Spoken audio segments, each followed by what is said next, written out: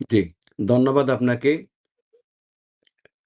যে যে আন্দোলনের মাধ্যমে উম বি বিগত সরকারের পতন হয়েছিল, সেই আন্দোলনে সারা দেশের মানুষ, অবাল-বৃদ্ধ, বালক-বনিতা স্বতঃস্ফূর্তভাবে এই আন্দোলনকে সমর্থন করেছিল।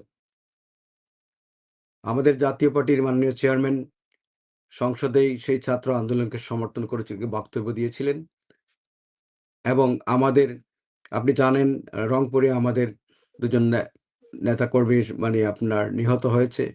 আমাদের ছাত্র সমাজ ঢাকা বিশ্ববিদ্যালয় ক্যাম্পাসে তারাও সমর্থন করেছিল।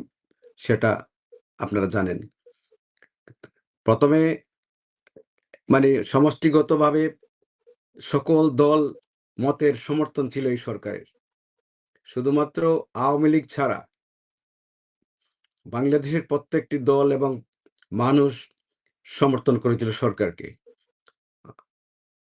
কিন্তু আনফরচুনেটলি আমরা দেখতে পেলাম যে এই সরকার যেভাবে ঐক্যর করার কথা ছিল, সেই সকল দল এবং জাতিকে ঐক্যবদ্ধভাবে এগিয়ে নিয়ে যাওয়ার কথা ছিল। আনফরচুনেটলি যে বৈষম্যের বিরুদ্ধে যে আন্দোলন হয়েছিল, আমরা দেখতে পাচ্ছি পরিলক্ষিত হচ্ছে যে সেই বৈষম্যের দিকে এগিয়ে যাচ্ছে এবং পরিবর্তনের জন্য সাধারণ মানুষ নেমেছিল। কিন্তু সেই পরিবর্তনের না করে এখন মনে হচ্ছে ক্ষমতা দখল করার পায়তারা চলছে। কিছু সংখ্যক আপনার যারা আন্দোলনকারী, যারা তারা যেভাবে তাদের বক্তব্য, বডি ল্যাঙ্গুয়েজ বলেন বা তাদের যে হিংসাত্মক আচরণ আমরা দেখতে পাই এবং তদুপরি জাতীয় পার্টিকে তারা যেভাবে কর্নার করার চেষ্টা করছে, তারা মনে করছে যে জাতীয় পার্টিকে যদি সেই আগামী নির্বাচন থেকে সরিয়ে দেওয়া যায়, তাহলে হয়তোবা তারা জাতীয় পার্টির অ্যাম আপনার ভোট বা যে সমর্থন বা কর্মী সমর্থন পেয়ে যাবে। কিন্তু বাংলাদেশের ইতিহাস সেটা বলে না। এবং আমরা মনে করছি বা সাধারণ মানুষ মনে করছে একটা কিংস পার্টি তৈরি করার চেষ্টা করা হচ্ছে। এই কিংস পার্টি নিয়ে কথা হয়েছে, অনেক কথা হয়েছে। মানুষ কিন্তু কিংস পার্টি আগেও দেখেছে। যেটা আমাদের মাননীয় চেয়ারম্যানও বলেছেন যে জাতীয় পার্টি বা বিএনপি মানে সরকার থেকে কিংস পার্টির মতো হয়েছিল। সেটা তো মানুষ পরিবর্তন চায়। মানুষ যেহেতু পরিবর্তন চায়, মানুষ একটা কিংস পার্টি চায় না।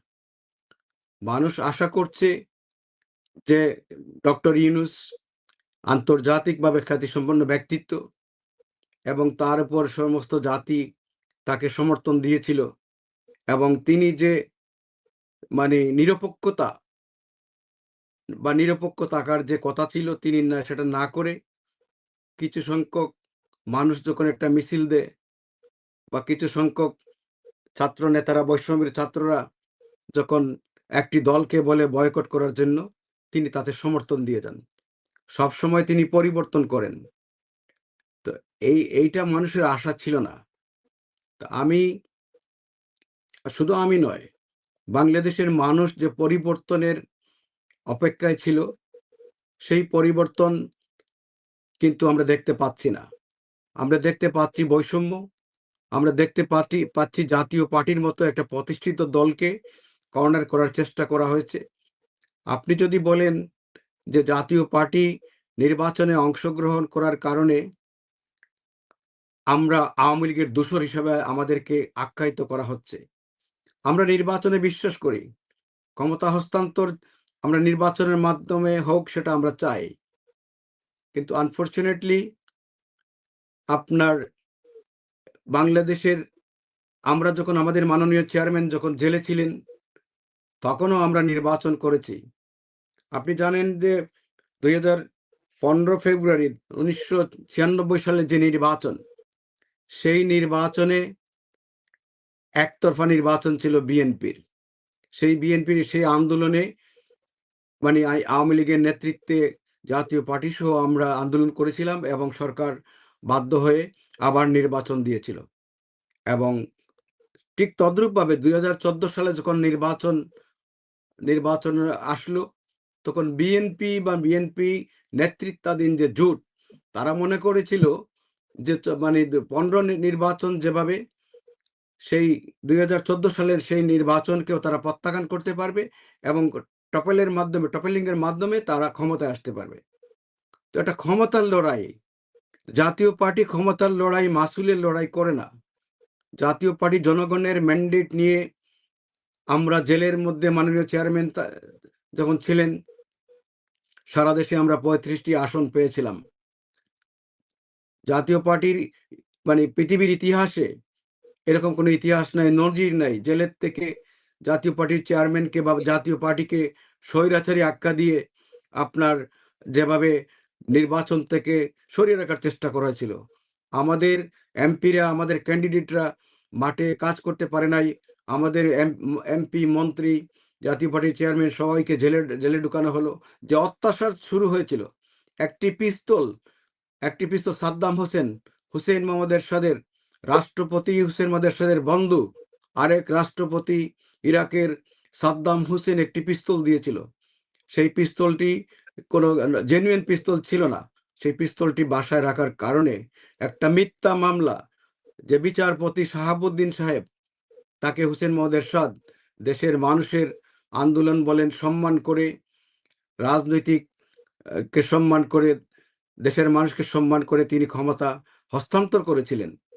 কিন্তু আনফরচুনেটলি শাহাবুদ্দিন সাহেব তিনি কি করলেন, যে বিশেষ ক্ষমতা আইন আমাদের নেতা পল্লীবন্ধু হুসেন মোহাম্মদ এরশাদ বিশেষ ক্ষমতা আইন বাতিল করেছিলেন, সেই বিশেষ ক্ষমতা আইন পূর্ণবহাল করে আপনার কনস্পাইরেসি করে বিএনপি এবং আওয়ামী লীগের কনস্পাইরেসিতে পড়ে সমর্থন দিয়ে এই বিশেষ ক্ষমতা আইন পূর্ণবহাল করে হুসেন মোহাম্মদ এরশাদকে আপনার অ্যারেস্ট করা হলো।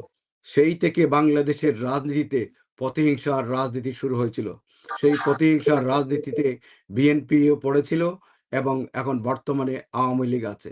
আমরা একটা পরিবর্তন চাই, দেশের মানুষ একটা পরিবর্তন চায়।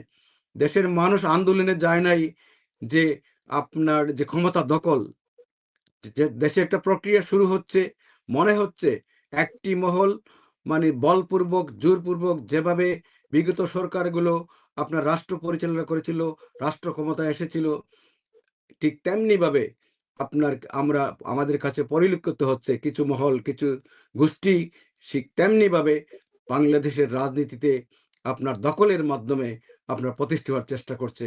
আমি মনে করি যে এদেশের মানুষ সেটা প্রত্যাখ্যান করবে এবং এদেশের মানে আপনার পাবলিক সেন্টিমেন্ট আপনার বিপক্ষে যাচ্ছে। দেশে গৃহযুদ্ধ মতো অবস্থান তৈরি হচ্ছে।